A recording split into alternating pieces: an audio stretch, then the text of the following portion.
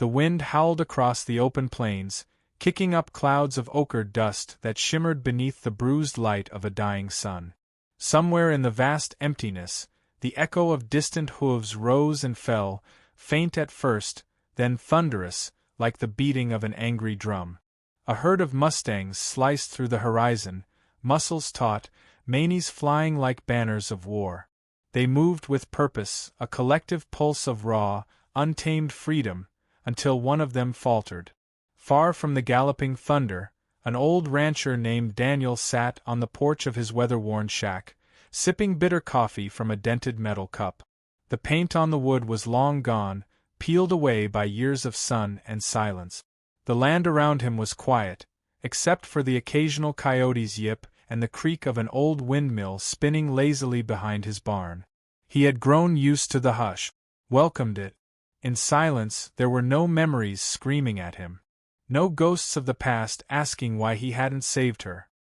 He was about to retreat inside when something strange caught his eye, movement, slow and unnatural, dragging across the ridge that bordered his land. He squinted, the muscles around his eyes tightening as if trying to deny what he saw. A horse. Alone. Limping. No, crawling. Daniel set down his cup. The dust swirled as he stepped off the porch and walked toward the ridge, his boots pressing deep into the sand. The closer he came, the more surreal it became.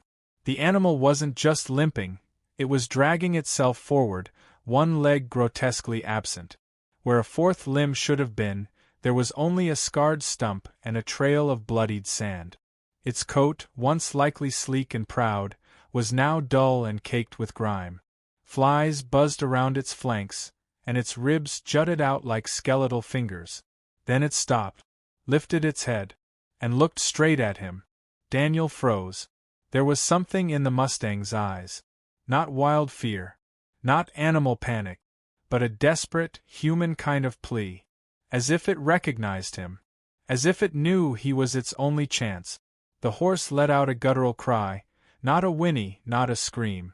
It was broken, like the rasping wail of something that had fought too long, lost too much, and still couldn't let go. For a long moment neither of them moved. The desert wind moaned through the rocks, and Daniel felt his heart pounding against his ribs. He hadn't felt anything stir in that hollowed-out place for years, and now a half-dead horse was bringing it all back. The nights filled with laughter and hoofbeat.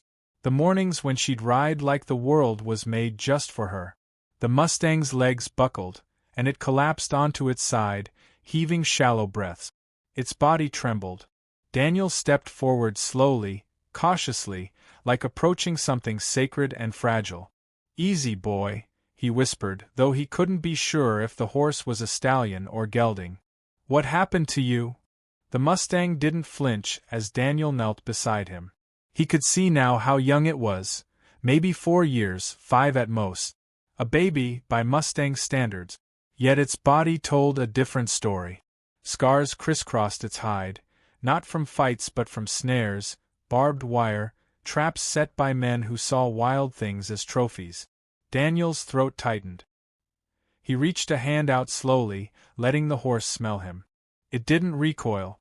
Its breathing hitched, but it didn't run, couldn't. Instead, it looked at him with eyes that shimmered in the setting sun, dark and deep like old sorrow. Daniel made a decision then. Not because he believed he could save the animal. Not because he thought it would survive the night. But because something inside him stirred, something too long buried. A fragment of himself he'd locked away the day the accident took his daughter. He fetched an old canvas tarp from the barn and wrapped the horse as gently as he could, whispering softly to calm it as he worked. The Mustang groaned but didn't resist. It let him bind the stump with clean cloth, let him haul it, inch by painful inch, toward the barn using a makeshift sled. The journey was slow, grueling. By the time they reached the stall, stars had already scattered themselves across the sky like frost on glass. Inside the barn, Daniel lit a lantern and hung it from a nail. The warm glow filled the space with a faint golden hue, casting long shadows that danced on the wooden walls.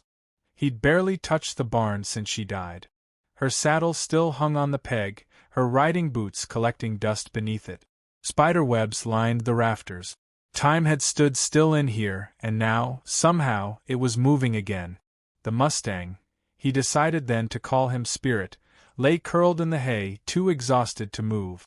Daniel sat down across from him, back against the stall, arms draped over his knees. He didn't speak for a while. Just listened to the sound of the wind outside, the labored breathing inside. "I buried her out there," he said eventually, voice low. "Right under the cottonwood tree. She used to ride wild like you. Said horses talked to her." Spirit shifted, letting out a soft grunt, almost acknowledging him. "I didn't listen to her that day. Told her it was too stormy, that the trails were slick. But she laughed. Said the Mustangs were waiting for her. And I let her go." His voice broke. He rubbed at his eyes, swallowing the lump in his throat. "I didn't even get to say goodbye." Silence again. Spirit's tail twitched. "You shouldn't be alive," Daniel said, watching the steady rise and fall of the horse's flank. "But neither should I." The night deepened. Crickets began their chorus outside, and somewhere in the distance a coyote howled. Spirit dozed restlessly, occasionally twitching, groaning in his sleep. Daniel stayed with him, unmoving, memories flooding him like a rising tide. He remembered the last time he smiled. The last time he believed anything could heal. He didn't know why this broken animal had come to him, dragging itself across the desert like some ragged symbol of defiance. But he knew, deep in the marrow of his bones, that it meant something, that it wasn't just coincidence. In the flickering lantern light, Daniel studied the makeshift bandage. He would need supplies, more cloth, antiseptic. Food, if the Mustang would eat. Water was already nearby, the trough outside still filled from the last rainfall. He rose slowly, knees aching, and crossed to the door of the stall. Before leaving, he glanced back at Spirit. "Sleep, boy," he whispered. "You're safe now." Spirit's ears twitched. He didn't open his eyes, but his breathing steadied.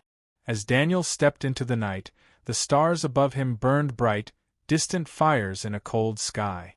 He paused and looked toward the ridge where he'd first seen Spirit, where the bleeding creature had appeared like a ghost from the edge of the world. He didn't know what tomorrow would bring. Maybe the horse would die. Maybe the pain was too much. But maybe, just maybe, there was a reason they had found each other. The wind shifted. And for the first time in years, Daniel felt something besides emptiness. Hope. He closed the barn door behind him with a soft thud, leaving Spirit resting in the hay, one broken soul sheltering another in the silence of the desert. And in that quiet, the story had only just begun. Morning broke slowly, bleeding warm gold across the horizon. Daniel stood at the barn door, staring at the slats of light filtering through the wood, brushing against the dusty air like fingers reaching through time. Inside, Spirit stirred, his breath shallow but steady. The night had passed, and the horse was still alive. That alone felt like a small miracle. Daniel walked over with a pail of water and an old feed bucket filled with soaked oats and chopped apples. He placed them beside Spirit, watching as the Mustang lifted his head, nostrils flaring at the scent. The stallion's eyes flicked toward Daniel, weary but alert. Trust was not given easily in the wild. It had to be earned. Spirit didn't touch the food, but he didn't recoil either.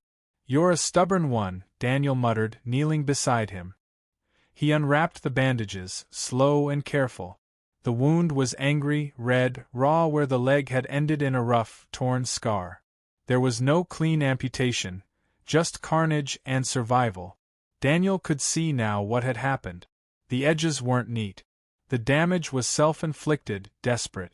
Spirit had likely been caught in something, a snare maybe, and had done the unthinkable to escape. He'd chewed his own leg off. Daniel swallowed, throat tight. That kind of will. He didn't know if it came from hope or pain, but either way, it was the kind of thing a man couldn't ignore. After cleaning the wound with salt water, he reapplied the wrappings and gave the horse space. Spirit remained curled on the hay, watching, always watching. That afternoon, Daniel returned to the house and opened the trunk he hadn't dared touch in 5 years. Inside were her things: his daughter's riding gear, competition ribbons, and journals filled with horse sketches and thoughts too bright for this world. He sat on the floor, dust rising in sunbeams as he opened one of the notebooks and read. I believe horses know pain. Not just the physical kind. They carry grief like people do. That's why they cry with their eyes. The words hit like a stone to the chest. He could still hear her voice in his mind, soft, full of wonder, asking questions that never had answers. Do you think wild horses dream, Dad? She had always believed there was something more to them. Now, he wasn't sure if she was wrong. Daniel returned to Spirit that evening with a brush in hand and a saddle blanket. He didn't try to touch him immediately, just sat close enough for Spirit to see what he carried. It took 3 days before Spirit let him stroke the dust from his coat, 5 before he accepted a full meal from Daniel's hand, and a week before he nudged the man's chest with his muzzle, just once, as if to say, "I see you." Trust, fragile and wordless, began to bloom in the silence between them. The townsfolk noticed. Daniel hadn't driven into town in nearly 6 months, but now he was showing up weekly, buying bandages, oats, apples, antiseptic, and rope. Whispers followed him wherever he went. "You see what he's doing out there? Brought in some busted-up wild thing.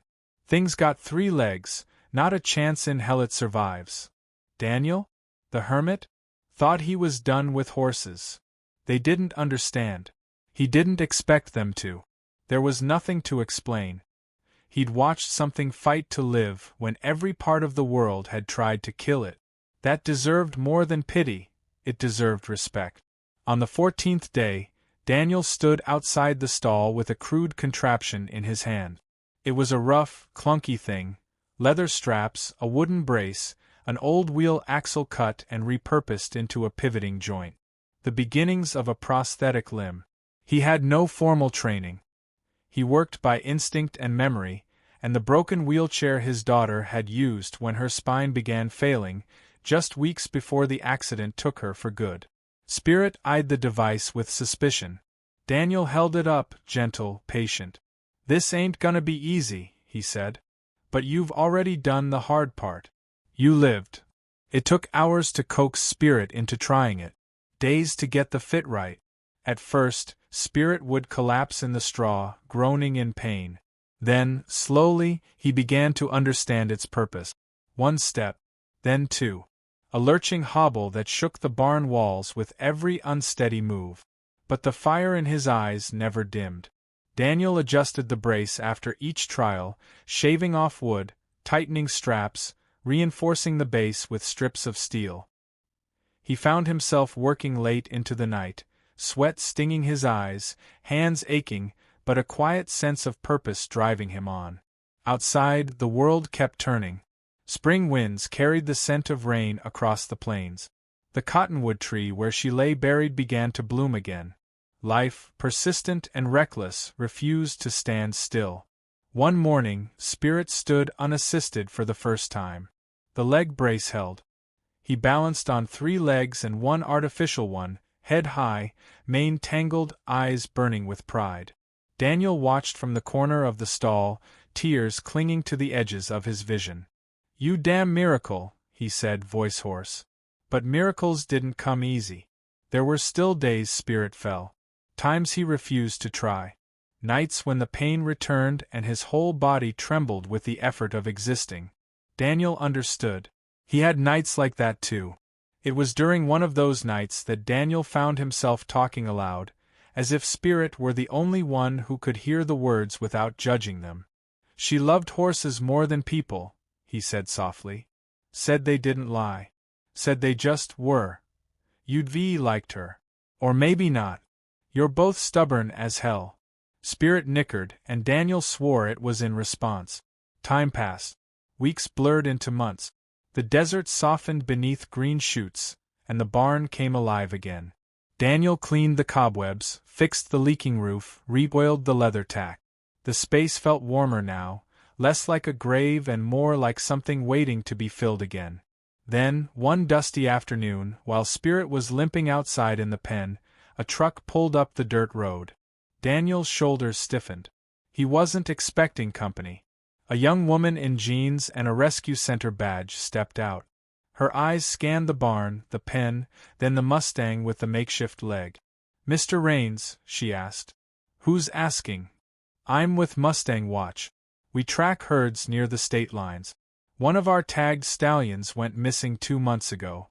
Caught in a snare, according to our field reports. We assumed he didn't make it. But—" Her voice trailed off as Spirit turned toward them, nostrils flaring. His posture was defensive, uncertain, but unafraid. "I think that's him," she whispered. Daniel said nothing. He stepped forward and placed a steadying hand on Spirit's neck. The Mustang didn't flinch. "We don't want to take him," she said quickly, reading the look on Daniel's face. "Not if he's got a home. But people ought to know what he did, what he survived." Daniel's jaw tightened. He looked at Spirit, then back at the woman. "He's not a symbol," he said. "He's a horse. A damn strong one. That's enough." She nodded, respectful.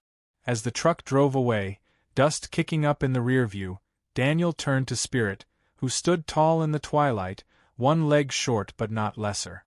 "You're not just surviving anymore," Daniel murmured. "You're learning to live again." Spirit snorted and nudged Daniel's shoulder. It was subtle but sure. In the distance, clouds were gathering, heavy with promise. Rain, long overdue, was coming. And somewhere in Daniel's chest, something cracked open. Not pain. Not grief. Something else. A quiet readiness. The road ahead was still long, and the shadows of what came before still lingered. But the path forward had never looked so clear. The storm rolled in just after dusk, creeping across the sky like a bruise, deep and purple. Thunder cracked against the mountains in the distance, and the wind picked up in sharp, biting gusts. Daniel stood in the doorway of the barn, his hands tucked deep into his coat pockets, eyes on the dark line of clouds crawling over the horizon. The desert wasn't built for storms. When the rain came, it came hard, flooding the gullies, washing out the roads, dragging debris across the land like it was clearing a slate. Inside the barn, Spirit paced in a slow circle. He moved better now, still uneven, still cautious, but stronger. The prosthetic limb had become part of him. Imperfect, yes, but functional. Daniel had crafted 4 versions by now, each more refined than the last. This latest brace bent at the knee with a joint salvaged from an old tractor. Crude, but it worked.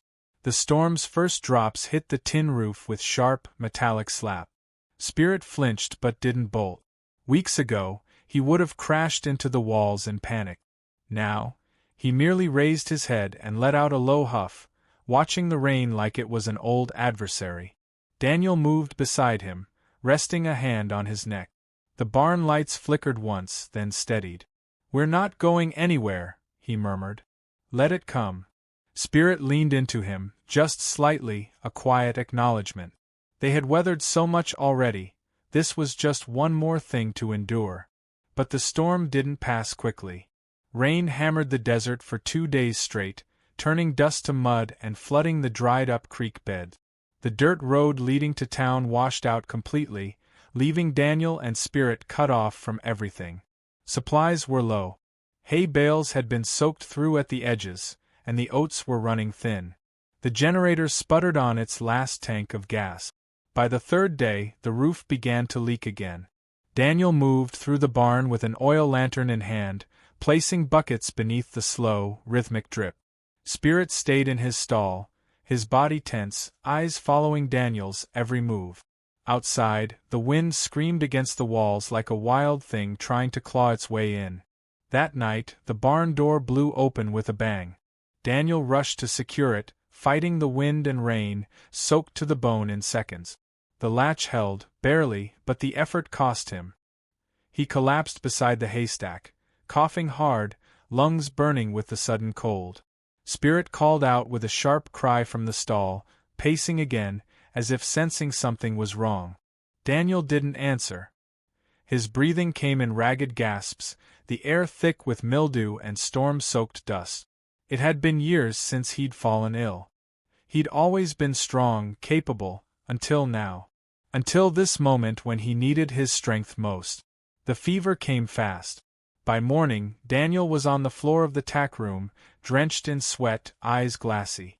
Spirit watched him through the stall gate, restless and agitated. He pawed at the ground, snorted, paced in awkward circles, the brace thudding against the wooden floor with uneven rhythm. Hours passed. Then a day.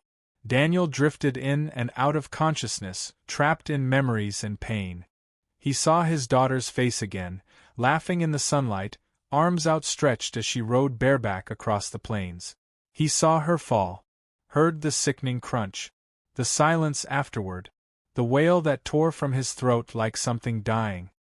He reached for her now, in the dark, calling her name. But only Spirit answered. The Mustang kicked at the stall gate, furious, snorting, ears pinned. Then, in a move that surprised even himself, he reared up and brought his full weight down on the latch. The wooden gate cracked. Again, he reared, slamming the metal brace with brute force. The third time, the door gave way. Spirit limped forward, hesitant at first, then more boldly. He crossed the barn, stopping just short of Daniel's still body. He nudged him, snorted, pawed the ground. No response. Instinct took over. Spirit stepped back, turned, and began to scream. The sound wasn't like any whinny. It was raw, hoarse, a call not just for attention but for help. Over and over, he cried out, the noise echoing against the storm-tossed walls. Miles away, a rancher named Clara Dorsey was driving the back roads, her truck laden with animal feed and bottled water. She was part of a volunteer search team, making rounds to isolated homesteads during the storm. When she heard the noise, she almost missed it, drowned as it was beneath the rain and wind. But something about the cry, its urgency, its wildness, made her stop. She followed the sound to Daniel's ranch. The barn loomed like a beacon in the rain. Spirit was at the open doorway, soaking wet, mud caked up to his belly. He turned when he saw the headlights, limped toward the truck, and screamed again. Clara jumped out and followed him inside. When she saw Daniel on the floor, she didn't waste time. She called for help on her radio, checked his pulse, and began the process of keeping him warm. By the time paramedics arrived, Spirit had backed into the stall again, watching, ears flicking nervously. They loaded Daniel into the ambulance. Clara stayed behind with the Mustang, feeding him pieces of apple from her coat pocket, whispering reassurances. "You did good," she said softly. "You saved him." At the hospital, Daniel fought through the fever. It took days, maybe longer. Time moved differently when your mind was floating. But he woke. And when he did, the first words he croaked through dry lips were, "Is the horse okay?" The nurse smiled, gently nodding. "He's safe. That horse waited for you. Hasn't let anyone else near him since they brought you in." Daniel let out a sound, half laugh, half sob, and closed his eyes. When he was strong enough to return, Clara drove him home. The road had dried. The sky had cleared. The ranch was still standing. And Spirit was waiting. The moment Daniel stepped into the barn, the Mustang perked up, let out a low whinny, and hobbled forward. Daniel dropped to his knees and wrapped his arms around Spirit's neck, resting his forehead against the horse's. "Thank you," he whispered. "You brought me back." The wind was calm now. The scent of rain lingered in the air, clean and sharp. The earth glistened, washed new. Daniel stood, brushing off his knees, and looked around the barn. It was time for repairs. Time to make this place whole again. He turned to Spirit. "You're more than just a survivor. You're a warrior." The horse snorted and nudged his shoulder, ever insistent. Outside, the land stretched wide and green, blooming from the storm's gift. Life had been torn down and rebuilt, reshaped by pain, and stitched together by the will to go on. Daniel stepped forward, leading Spirit with him. Together, they crossed the threshold, man and Mustang, both scarred, both stubborn, both still standing. Morning light filtered through the barn rafters, catching dust motes in golden rays. The storm was long gone, but its memory lingered, in the dark lines of mud dried across the walls, the broken hinges on the gate, and the smell of damp earth that clung to every beam. Daniel stood at the center of the barn, one hand resting lightly on Spirit's withers as the Mustang leaned against him. It had been 3 weeks since the fever broke, but in many ways everything had changed. They weren't just man and horse anymore. They were something more, co-survivors of their own wreckage, each having pulled the other out of the edge of a grave neither had fully accepted. Daniel tightened the straps on Spirit's newest prosthetic. It was the cleanest design yet, lightweight aluminum with a reinforced hoof plate, crafted with help from a small-town mechanic who'd once owed Daniel a favor. It flexed at the knee and extended slightly to accommodate Spirit's gait. Spirit adjusted to it with minimal resistance, as though he knew now what the contraption was meant to do. As though he trusted Daniel completely. Outside the barn, Clara waited beside her truck. She'd become a quiet fixture in their lives, stopping by with supplies and sometimes just to talk. She never pushed. She never asked too much. But Daniel had caught her watching him and Spirit in silence more than once, eyes soft, thoughtful. That morning, she leaned against the truck door and said, "There's a regional Mustang showcase in 3 weeks. Down in Ridgeway. Not a competition, exactly, more like an exhibition for rescued or rehabilitated horses. Thought maybe you'd want to bring Spirit." Daniel hesitated. He looked back at the barn, where Spirit was testing the brace with measured steps, his head held high, ears flicking in alert curiosity. "He's not a show horse," Daniel replied. "Doesn't have to be. This is about stories. Survival. Resilience. People need to see what that looks like. Spirit, he's a living, breathing answer to something most of us don't even know how to ask." Daniel didn't say yes. But he didn't say no either. Over the next few days, he began working with Spirit in the open pasture, guiding him over small obstacles, gradually increasing the distance they walked together. At first, Spirit faltered, the brace dragging slightly, but he kept moving forward. Step by awkward step, he improved. When he stumbled, he always got back up. And Daniel never stopped talking to him, low, steady words of encouragement that seemed to root the Mustang to the ground. Each morning began the same. Daniel saddling up a small pack on Spirit's back, walking him through the tall grass, testing his balance, his pace, his endurance. And each evening ended with the two of them standing in the field, side by side, as the sun dipped low and bathed them in warm orange light. Clara stopped by again the night before the event. "I'm driving down at 6, she said, holding out a folded flyer. "You sure you don't want to come with us?" Daniel took the paper and stared at it. Spirit's head lifted beside him, as if sensing the weight of the decision. "He's ready," Clara said gently. "Are you?" The answer didn't come from Daniel.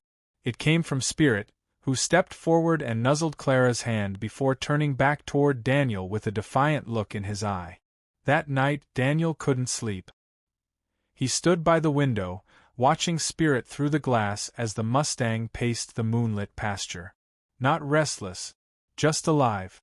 There had been a time when he didn't believe in second chances, when he thought some wounds never healed, and some mistakes couldn't be forgiven. But then a 3-legged horse had dragged himself out of the desert, looked him in the eyes, and begged to live. By dawn, the trailer was packed. The ride to Ridgeway was quiet. Spirit traveled surprisingly well, his body calm, his eyes scanning the passing landscape through the slats in the trailer. Daniel rode with one hand braced on the window, the other loosely resting on the lead rope threaded through the wall. When they arrived, the sun was already high, and the event grounds buzzed with the energy of people and horses. There were tents, banners, booths selling handmade tack, and photos of wild herd. Children laughed, pointing at ponies. Veterans of ranch life tipped their hats in greeting. Daniel led Spirit slowly into the main area, each step drawing more attention. The Mustang's silver coat gleamed in the sun, and the prosthetic caught the light with each deliberate movement. Whispers followed them. "That's him, the three-legged one. Is he really wild? How's he even walking?" They reached the central ring where other horses were being introduced. Rescues from abuse, from starvation, from the brink of death. Each one bore scars, both seen and unseen. But none, Daniel noticed, carried themselves like Spirit did, head high, unashamed, resolute. When it was their turn, Daniel stepped into the ring and unclipped the lead. The announcer's voice came through the speakers, steady and reverent. "This is Spirit, a wild Mustang who escaped death by doing what no horse should ever have to do. And the man who gave him a second chance is Daniel Rains, a former rancher, father, and now a friend." Daniel didn't speak. He didn't have to. He simply turned, clicked his tongue once, and Spirit walked. He moved in slow, powerful strides. The brace made a dull thud against the soft dirt, but it didn't slow him. He circled Daniel once, then twice, then stopped beside him and lifted his head to the sky with a piercing cry. The crowd went silent. And then came the applause. It wasn't thunderous or wild, it was gentle, awed. 100 people clapping slowly for a horse that had every reason to fall but had chosen to rise instead. Daniel reached up and stroked Spirit's muzzle. The Mustang pressed into the touch. Afterward, people approached them with questions, stories, tears. Some just wanted to touch the horse who had become something more than just a survivor. He had become a symbol of something lost and found. On the drive home, the sun began to set over the hills. Clara drove in silence for a while, the hum of the engine filling the space between them. Finally, she said, "You think she'd be proud?" Daniel looked out the window, watching Spirit's silhouette in the side mirror. "She already was," he said quietly. "Long before I deserved it." Clara smiled, eyes shining. Back at the ranch, night had fallen. Daniel unloaded Spirit, leading him gently to the barn. The stars were bright, scattered like glass across the sky. As he opened the gate to Spirit's stall, the Mustang stepped in, turned, and looked back. Daniel paused. Then he stepped inside too. No words passed between them. None were needed.